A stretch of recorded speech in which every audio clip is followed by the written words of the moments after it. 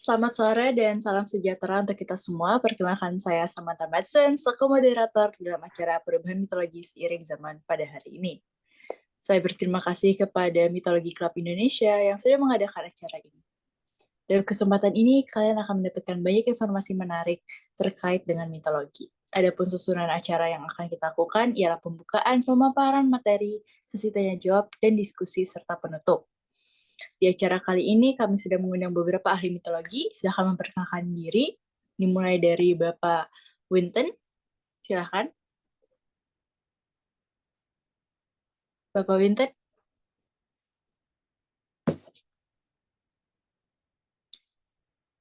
Kita lanjut saja dulu. Sepertinya ada masalah koneksi dengan Bapak Winton. Kepada Ibu Izzy Osiris, silahkan.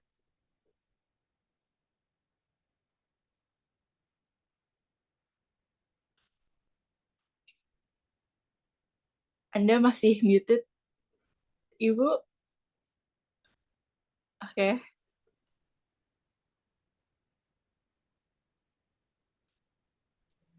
Oke, dikarenakan untuk Pak Winton, saya izin untuk bicara duluan ya. Jadi perkenalkan semua, nama saya AZ Osiris, A.Z Osiris, biasanya dipanggil Oris atau AZ dengan rekan-rekan saya. Saya merupakan ahli mitologi Mesir. Ya, jadi saya kalau boleh cerita dikit, sebenarnya nama asli saya itu nama asli yang diberi orang tua saya adalah Oris, yang kebetulan sangat mirip dengan nama Osiris, yaitu salah satu dewa yang sangat terkenal yang melambangkan kematian dan kebangkitan di mitologi Mesir. Dan mitologi Mesir adalah topik yang telah menjadi hal yang sangat penting bagi hidup saya. Dan saya hanya mau bilang bahwa saya sangat senang hari ini dapat berbagi ilmu dan pengalaman bersama teman-teman mitologi saya yang sungguh luar biasa. Jadi semoga kalian bisa mendengarkan karena saya yakin akan banyak sekali cerita-cerita yang menarik dari forum ini. Terima kasih. Terima kasih Ibu Izzy Osiris. Mari kita lihat, udah ada lagi Bapak Winton Barenschatz. Jadi silakan Bapak Winton memperkenalkan diri Anda. Ya, halo malam semuanya. Nama saya Winton Valorant Shocks. Tapi ya teman-teman saya tuh manggil nama saya tuh Valorant saja. Nah, saya tuh lulusan dari Olympus University pada 500 Masehi. Nah, saya tuh ahli Yunani. Nah, saya tuh hari ini akan menjelaskan tentang Yunani kuno. Gitu. Oke, Itu dari terima saya. kasih Bapak Winton. Mari kita lanjut kepada Ibu di Aseskulus. Silakan perkenalkan diri. Salam kenal teman-teman, nama saya Di Agisiulus. Iya, namanya tidak pasaran, tapi bukan nama bohongan ya. Nama Agisiulus berasal dari Roma, Italia, dan mempunyai asal yang bisa dilihat dari senturi-senturi yang lalu, dan juga berhubungan dengan apa yang saya akan diskusikan hari ini, yaitu mitologi Romawi. Saya sekarang bekerja di Capitoline Museum di Roma sebagai pendidik museum. Berhubung saya mempunyai diploma sejarah seni dengan double degree di Latin dari Oxford University, saya belajar tentang autentikasi, identifikasi, analisis saat belajar di sana. Sekali lagi, salam kenal.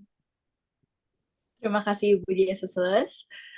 Mari kita lanjut kepada Bapak Muhammad Raka Arasuli. Silakan memperkenalkan diri. Halo, nama saya Muhammad Raka Arasuli. Panggilan nama saya itu Arasuli, dan saya seorang ahli mitologi Nordik. Ketertarikan saya dimulai selama SMA dan saya melanjutkan studi saya di Greek dan Norse University. Saya memiliki kehormatan memenangkan kompetisi pengetahuan mitologi Norse International pada 2022 dan berkomitmen untuk berbagai wawasan mitologi Norse dengan penggemar di seluruh dunia. Terima kasih Bapak Muhammad Raka Arasuli. Terakhir kita akan membiarkan Ibu Enzus untuk memperkenalkan diri. Silakan.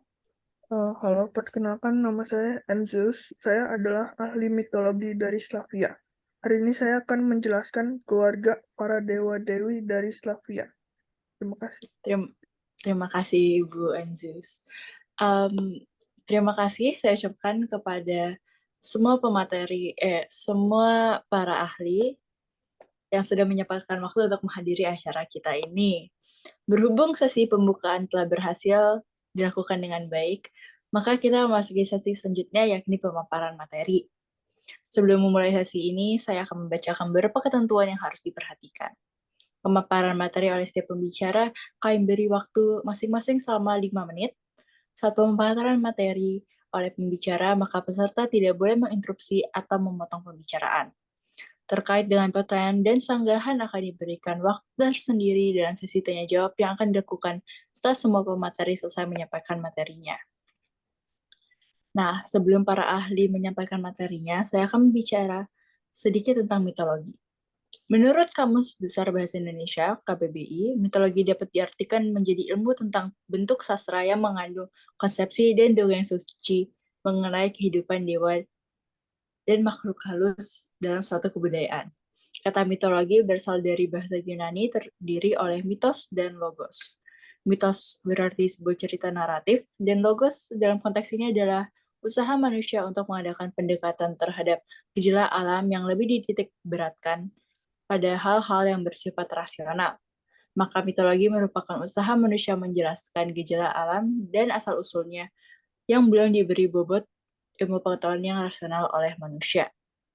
Selanjutnya saya persilahkan kepada ahli pertama, Bapak Winton Valerenchaks, untuk menyampaikan materi mitologi Yunani dan gagasannya. Kepada Bapak Winton Valerenchaks, selaku pemateri pada hari ini, waktu dan tempat saya persilahkan. Ya, terima kasih, Bu. Nah, apa itu mitologi Yunani kuno? Nah, mitologi Yunani kuno itu ya kumpulan cerita yang digunakan oleh para Yunani kuno itu pada zaman dulu. Nah, dalam ceritanya itu ya menjelaskan sifat manusia, menyelami hubungan rumit antara para dewa, manusia, dan ya alam semesta. Gitu. Nah, mitos ini menampilkan beragam para dewa-dewi, pahlawan, dan makhluk-makhluk masing-masing mewakili kualitas dan karakteristik yang berbeda. Gitu. Nah, dalam pohon keluarga para dewa-dewi itu tuh, yaitu ada Zeus, seorang raja, Hera, istrinya Zeus, yaitu ya dewa yang bisa membalas dendam gitu. Poseidon, dewa laut. Athena, dewa yang bijaksana dan strategis. Ares, dewa perang. Apollo, dewa yang berbakat. Artemis, dewa yang mandiri. Hermes, dewa yang cerdas. Itu. Nah, kenapa saya belajar mitologi ini? Ya, menurut saya itu lumayan penting sih buat saya. Soalnya itu penting gitu, penting banget untuk dipelajari. Ya itu ya namanya sejarah bagaimana seorang manusia itu mempercayai Tuhan gitu. Nah, saya tuh mempelajari bagaimana cara mereka itu hidup pada masa waktu itu. Nah, salah satu cara mereka menyembahi Tuhan tersebut tuh ya, mereka tuh melakukan ritual, pengorbanan, bisa saja. Dan ya yang paling pasifis banget tuh ya membangun kayak tempat agama gitu buat mereka menyembahi Tuhan mereka gitu. Jadi ya Tuhan mereka tuh ada banyak gitu, bisa bisa puluhan, ratusan mungkin ratusan gitu. Ya, itu semua dari saya ya. Boleh, Bu?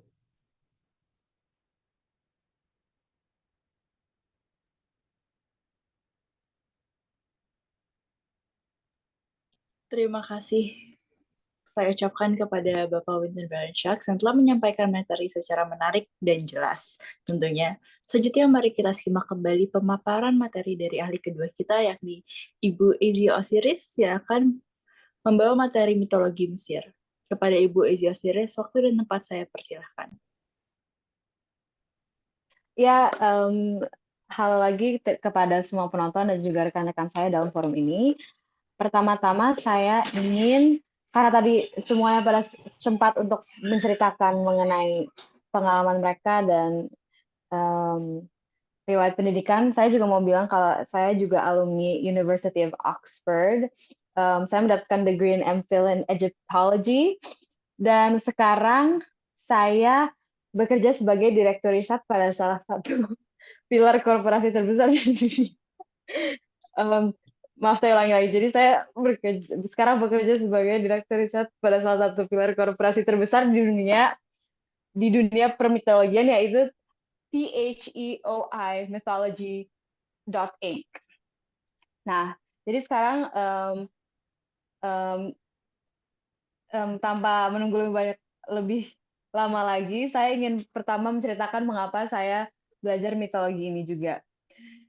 Jadi, apa yang bikin saya tertarik tentang mitologi Mesir itu karena mitologi Mesir, apalagi mitologi Mesir kuno memiliki gaya yang sangat unik, bahkan aneh daripada karya seni peradaban kuno lainnya. Contohnya, mereka mewujudkan dewa-dewi mereka dengan unsur binatang, seperti para dewa dan dewi itu diwujudkan dalam bentuk fisik beragam. Ada manusia serta hewan, seperti burung phoenix, banteng, kucing, buaya, singa betina, elang, dan banyak lagi. Orang Mesir kuno juga menggambarkan dengan bentuk anatomi yang tidak masuk akal. Meski demikian, orang-orang Mesir kuno sangat mengagungkan dewa-dewi mereka. Terbukti dari karya-karya seni mewah yang sampai sekarang masih ada dan yang sampai sekarang masih pantas untuk dipersembahkan bagi para raja dan dewa. Jadi intinya adalah yang pertama-tama bikin saya tertarik dengan mitologi Mesir ini karena mereka memiliki keunikan visual yang tidak bisa dilihat dari mitologi lain. Dan sekarang setelah itu aku juga ingin menjelaskan dasar tentang materi mitologi Mesir ini. Jadi, mitologi Mesir merupakan himpunan mitos-mitos dari Mesir kuno yang menggambarkan tindakan-tindakan para dewa-dewi Mesir sebagai sarana pilar untuk memahami dunia. Keyakinan ini terkandung dalam mitos mitologi Mesir menjadi bagian penting dalam agama Mesir kuno. Dan agama Mesir kuno ini sebenarnya banyak hubungannya juga dengan mitologi Yunani, dan saya nanti bisa, mungkin kalau misalnya ada waktu atau kesempatan untuk saya menjelaskan lebih lanjut, saya sangat senang jika bisa, tapi sekarang saya lanjut dengan penjelasan saya dulu ya. Jadi, dalam sastra, mitos mitologi Mesir ini unsur-unsurnya digunakan dalam berbagai jenis kisah, mulai dari humor hingga alegori, yang mana menunjukkan bahwa bangsa Mesir mengadaptasi mitologi mereka untuk berbagai macam tujuan. Jadi, mitologi Mesir ini bisa dilihat dari karya sastranya maupun bentuk-bentuk lainnya. Sekarang saya ingin membahas tentang dewa-dewi, wilayahnya, karakternya yang sangat menarik tentunya dan juga memiliki bagian besar dari mitologi ini. Jadi sebenarnya ada lebih dari 2.000 dewa di bangsa Mesir kuno yang masing-masing pastinya memiliki peran. Namun sekarang aku ingin membahas atau merangkum soal 10 dewa-dewi utama yang terpenting dari basis mitologi Mesir ini. Jadi pertama ada Ra atau Atum. Ra adalah dewa matahari yang dianggap sebagai makhluk surgawi, pencipta alam, kehidupan, dan ketertiban semesta. Ra adalah salah satu dewa bangsa Mesir kuno yang paling populer dan berusia panjang. Orang Mesir percaya Ra berlayar melintasi langit dengan perahu setiap hari, mewakili sinar matahari dan melakukan perjalanan melalui dunia bawah pada malam hari. Sekarang maksudnya Ra itu digambarkan dengan tubuh seorang pria, namun memiliki kepala elang dan cakra matahari dengan kobra. Jadi seperti yang saya bilang, semua dewa-dewi ini memiliki simbolnya masing-masing, dan itu yang bikin saya tertarik dari awal ya. Dan Ra ini salah satu karakter yang sangat agung dan yang kastanya itu sangat tinggi. Kedua adalah Geb dan Nut. Mereka adalah satu pasangan orang tua yang sangat terkenal juga dalam mitologi ini. Jadi mereka adalah dewa dan dewi bumi bangsa Mesir kuno. Geb merupakan nama dari dewa bumi bangsa Mesir kuno. Geb diceritakan sebagai suami dari Dewi Nut, yaitu Dewi Bumi. Mereka adalah, Geb adalah ayah dari dewa Osiris, Dewi Isis, Dewa Set, dan Dewi Neptes. Dan anak-anak mereka adalah juga karakter juga dewa-dewa yang sangat penting dalam mitologi ini pastinya. Dan dikatakan bahwa tawa Geb yang menyebabkan gempa bumi. Sementara Dewi Nut dikatakan bahwa setiap anggota badannya mewakili titik mata angin ketika tubuhnya membentang di atas bumi. Jadi dewa-dewi ini memang sangat besar, dan seperti yang saya bilang tadi, ketika Geb tertawa itu kesannya seperti itu yang membuat gempa terjadi. Kedua adalah Osiris, yaitu dewa favorit saya, dewa keadilan bangsa Mesir kuno. Osiris merupakan nama untuk dewa keadilan dan sosoknya didewakan paling lama oleh bangsa Mesir kuno. Namun menurut mitos Osiris adalah dewa. Namun ia sempat dibunuh oleh Set, yaitu adiknya yang marah. Jadi Osiris itu merupakan anak Geb-Nut dan adiknya marah dan kemudian dia dibangkitkan lagi oleh Isis, yaitu saudara perempuan dan istrinya yang mengandung Horus. Jadi Isis ini merupakan saudara perempuannya dan juga istrinya. Dan ini salah satu kisah yang menjadi kontroversial dan sekaligus yang bikin mitologi ini sebenarnya semakin populer. Terakhir aku mau cerita pendek aja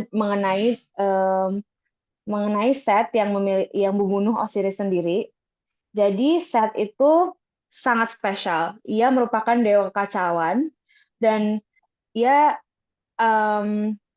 Set adalah dikenal sebagai dewa kekacauan, wabah dan badai bangsa Mesir kuno. Diceritakan bahwa Set adalah saudara dari Osiris, Isis, dan paman Horus yang lebih muda, putra Geb dan Nut.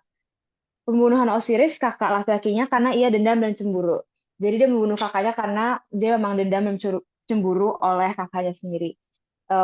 Cara dia membunuhnya adalah dia memotong kakaknya sendiri dalam berbagai potongan, dan mitos berkata bahwa semua lokasi yang memiliki potongan badan Osiris tersebut menjadi tempat yang spesial, jadi tempat yang pokoknya dalam bangsa Mesir kuno adalah tempat yang agung lah.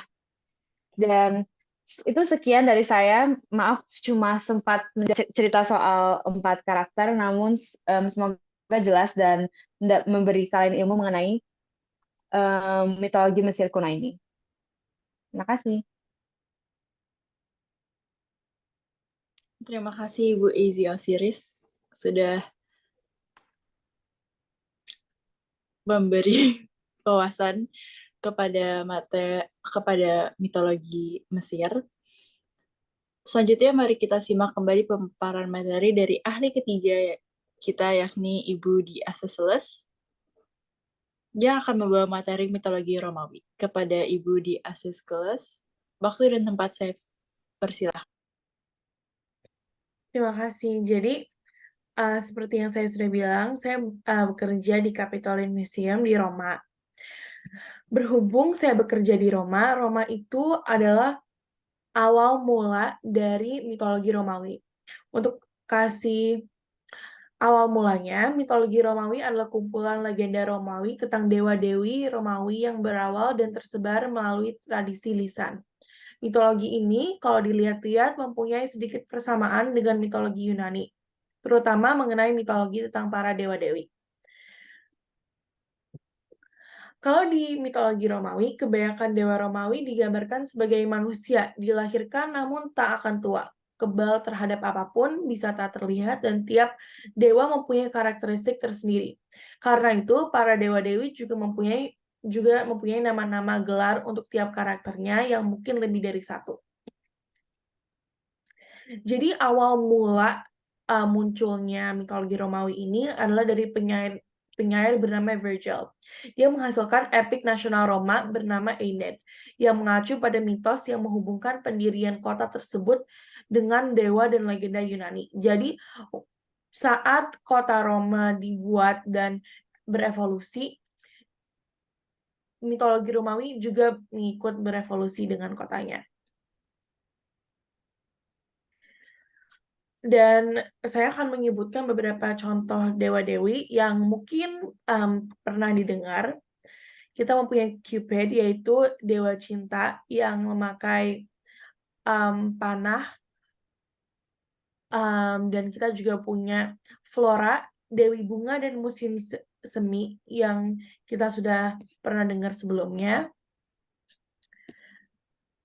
Dan juga Aurora, yaitu Dewi Fajar. Jadi kalau dilihat dari list nama-nama dewa-dewi tersebut, kita bisa lihat kemiripannya dengan mitologi Yunani dan juga bisa melihat kemiripannya dari bintang-bintang yang ada di langit. Jadi kebanyakan bintang ini adalah dinamai oleh dewa-dewi tersebut, seperti Aurora, Bacchus, Phoebus, itu nama-nama bintang juga. Dan sekian dari saya. Terima kasih.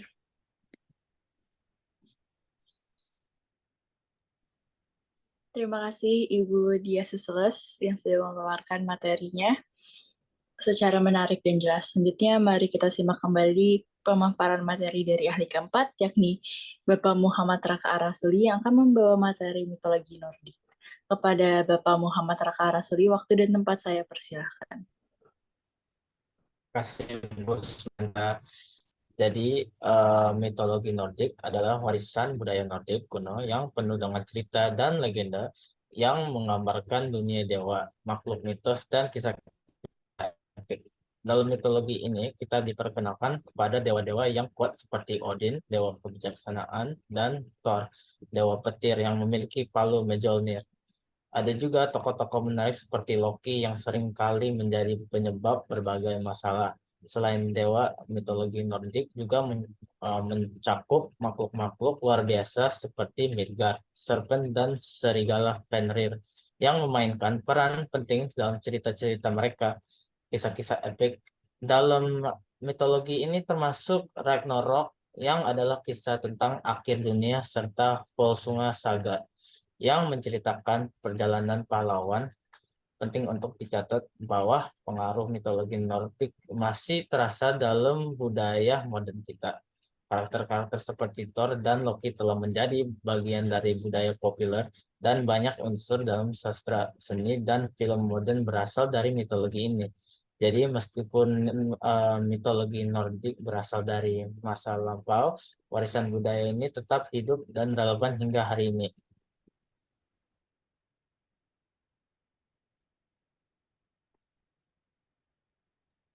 Apakah itu aja? Oke, terima kasih Bapak Muhammad Raka Rasuli, selaku materi keempat yang telah memberikan banyak informasi yang tidak kalah menarik dan tentunya sangat bermanfaat untuk memperkayakan wawasan kita semua. Selanjutnya, mari kita simak kembali pemaparan materi dari ahli kelima kita, yakni Ibu Enzus yang akan membawa materi mitologi Slavia. Kepada Ibu Enzus, waktu dan tempat saya persilahkan. Mitologi Slavia adalah fenomena yang sangat menarik dan informatif. Terlepas dari kenyataan bahwa dalam beberapa manifestasinya, ia memiliki ciri-ciri yang sama dengan mitologi kuno atau Skandinavia. Sistem kepercayaan Slavia mewakili kumpulan pengetahuan, legenda, dan tradisi yang lengkap.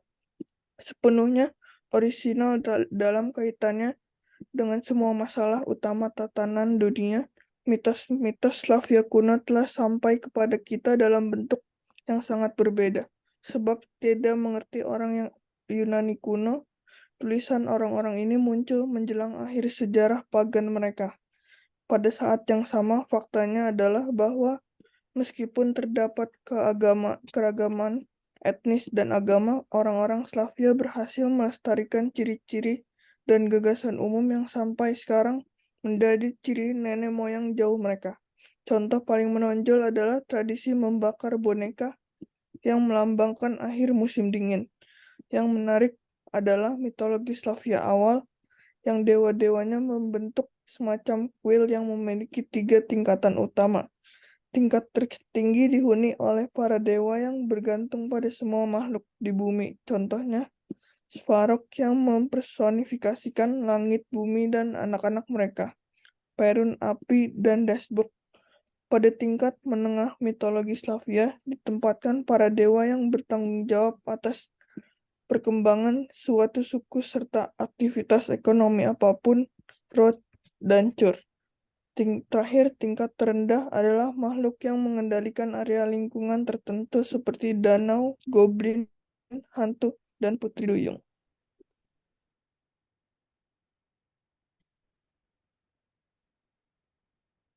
Terima kasih Ibu Enzus yang telah menyampaikan materi secara menarik dan jelas. Kini kita memasuki sesi tanya jawab. Sebelum sesi tersebut saya buka, perkenalkanlah saya membacakan beberapa ketentuan yang harus diperhatikan selama sesi tanya jawab. Yang tidak akan kita lakukan karena saya baru mendapat info bahwa kita tidak mempunyai sebanyak itu waktunya, jadi kita akan langsung memasuki sesi diskusi. Sebelum sesi tersebut saya buka, perkenalkanlah saya membacakan beberapa pertanyaan yang sudah dikumpulkan dari peserta melalui online form. Untuk para ahli yang bersangkutan, Mengapa Nordik mitologi dan Yunani Romawi Slavia mitologi sangat berbeda padahal dalam wilayah yang sama yaitu European mitologi? Jika masih bingung, saya bisa mengulangi lagi pertanyaannya. Nah, untuk pertanyaan ini saya akan tujukan kepada Bapak Muhammad Raka Arasuli. Silakan Bapak Muhammad Raka Arasuli untuk menjawab pertanyaannya. Jadi mitologi Nordik, Yunani, Romawi, dan Slavia, meskipun bagian dari warisan Eropa, berbeda karena pengaruh sejarah, budaya, dan geografis yang unik. Mitologi Nordik yang terisolasi dan lingkungan yang keras membentuk fokusnya pada tindakan heroik dan tema siklikal, sementara mitologi Yunani dan Romawi meski berakar sama, berbeda dengan Romawi yang mengadaptasi cerita Yunani. Dampak filsafat pada mitologi Yunani dan kesesuaian mitologi Romawi dengan pembangunan kekaisaran membedakan keduanya. Mitologi Slavia yang disampaikan secara lisan menyoroti siklus pertanian dan roh-roh lokal dengan pengkristenan, kemudian menyatukan beberapa elemen. Mitologi ini memperlihatkan beragam imajinasi dan cerita manusia menghasilkan identitas yang berbeda-beda. Terima kasih Bapak Muhammad Raka Rasuli sudah menjawab pertanyaannya. Mari kita lanjut ke pertanyaan selanjutnya yang ditujukan kepada Ibu Ezia Osiris. Pertanyaannya adalah bagaimana Egyptian mitologi bisa mempengaruhi Yunani dan Romawi mitologi? Silakan Ibu Ezia Osiris. Oke, terima kasih atas pertanyaannya dari siapapun itu. Pertama-tama ya, saya sebenarnya sering sekali ya mendengarkan pertanyaan ini karena ya memang mitologi Mesir itu memiliki hubungan yang sangat erat dengan mitologi Yunani atau Romawi. Dikarenakan ketiga mitologi tersebut berawal dari lokasi yang sama. Lebih tepatnya, ini bisa dilihat dari masa Helenistik, yaitu di akhir abad ke-4 hingga ke-1 Masehi. Ketika setelah penaklukan Alexander Agung atau Alexander the Great, Mesir diambil alih oleh dinasti Yunani Makedonia yang bermarkas di kota baru Alexandria. Negara itu tersendiri menjadi semakin setelah dinasti Yunani itu mengambil alih Mesir, negara itu sendiri menjadi semakin bilingual dan bisa kultural karena pastinya ketika dijajah atau ketika diambil alih oleh negara lain pasti masih ada berpengaruh dari orang-orang lokal yang sebelumnya tinggal di daerah tersebut. Dan proses ini terus berlanjut hingga periode Romawi. Simbol yang paling jelas dari ketiga hubungan dari ketiga mitologi ini adalah budaya Yunani Mesir baru yaitu popularitas agama Mesir yang turun menurun sampai mitologi era Yunani dan Romawi. Khususnya yang sangat populer adalah Dewi Isis yang dianggap sebagai figur keibuan. Seperti Juno mereka sendiri, ya kan, Pak Valorant. Jadi simbol Dewi ini tuh sama seperti Juno yang mereka miliki di mitologi Mitra Romawi Hera yang memiliki pengikut di seluruh Mediterania pada abad ke-1. Semoga itu menjawab pertanyaannya.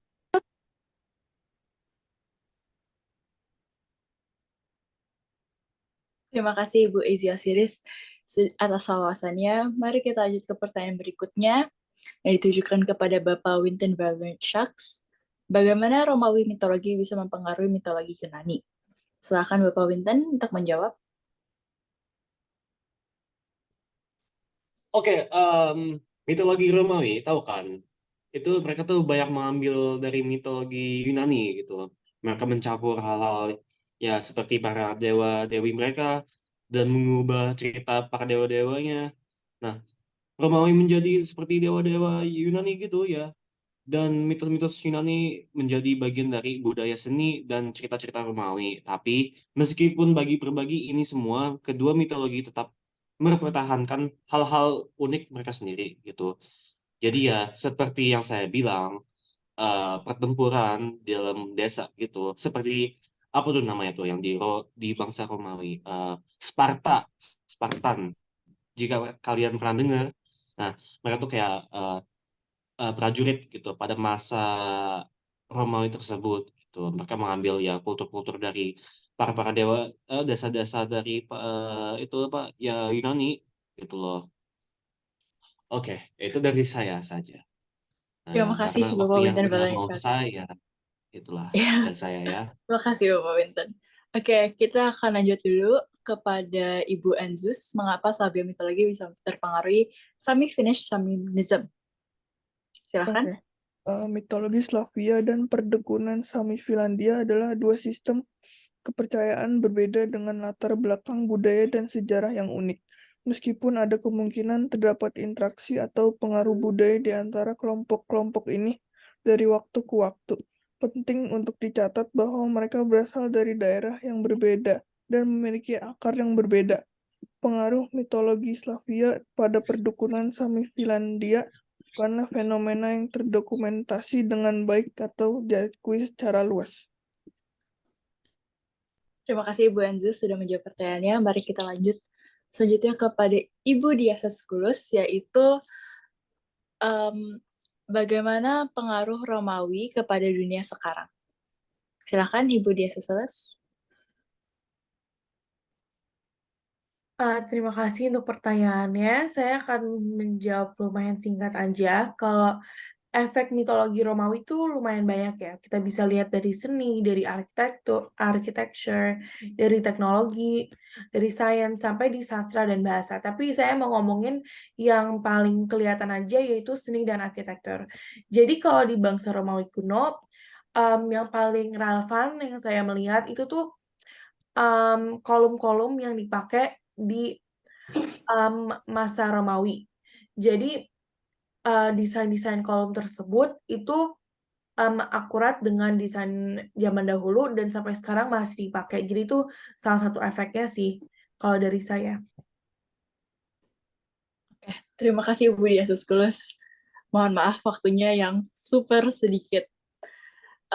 Sayangnya acara telah mencapai akhir. Sebelum acara ini saya tutup, saya akan mempersilakan para ahli mengatakan beberapa kata terakhir untuk kalian.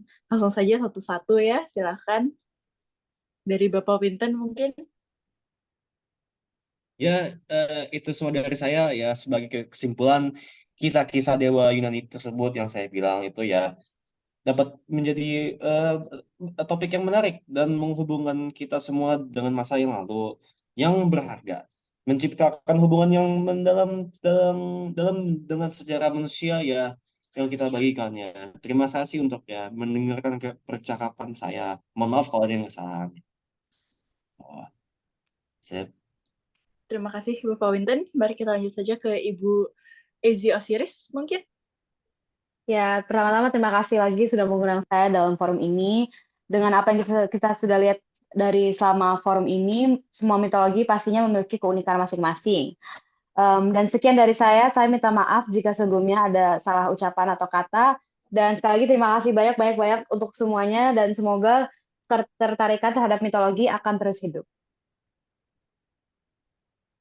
Terima kasih Ibu Ezi Osiris. Selanjutnya kita akan kepada Ibu Dias Seskulus untuk kata-kata terakhir. Halo semua, sekali lagi terima kasih sudah mengundang saya. Saya minta maaf kalau ada kesalahan ngomongan. Dan semoga dengan forum ini bisa lebih belajar lebih tentang mitologi dan mitologi bisa menjadi lebih populer di dunia modern ini. Terima kasih semua. Terima kasih Ibu Dias Seskulus. Selanjutnya kepada Bapak Muhammad Raka Rasuli, silakan. Ya, jadi terima kasih semuanya telah mendengarkan hari ini. Semoga suara saya jelas dan ringkas dan saya mohon maaf jika ada yang kurang jelas ya. Saya harap kamu mempelajari sesuatu hari ini ya. Terima kasih. Terima kasih Bapak Muhammad Raka Rasuli. Selanjutnya kepada Ibu Enzus, dipersilakan. Terima kasih telah mengundang saya. Mohon maaf jika ada kesalahan atau kata-kata yang saya ucapkan. Dan semoga penjelasan kali ini jelas. Terima kasih. Terima kasih. Oke, selama acara ini saya selaku moderator mohon maaf jika terdapat kesalahan baik itu disengaja maupun tidak. Saya berterima kasih kepada Mitologi Club Indonesia yang sudah mengadakan acara ini. atas perhatian dan kerjasama dalam diskusi hari ini. Saya ucapkan terima kasih kepada semuanya. Semoga acara ini menyenangkan dan menambah pengetahuan Anda. Terima kasih.